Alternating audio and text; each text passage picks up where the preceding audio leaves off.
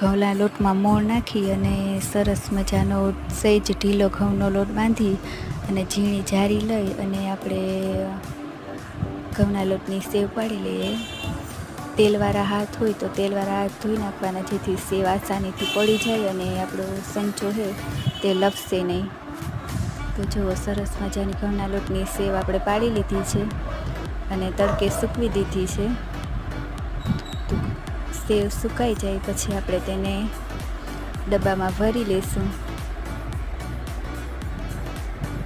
તો ગરમ પાણી મૂકી દીધું છે, તેમાં આપણે જે પ્રમાણે સેવ બનાવવી હોય તે પ્રમાણે એડ કરી દીધી છે.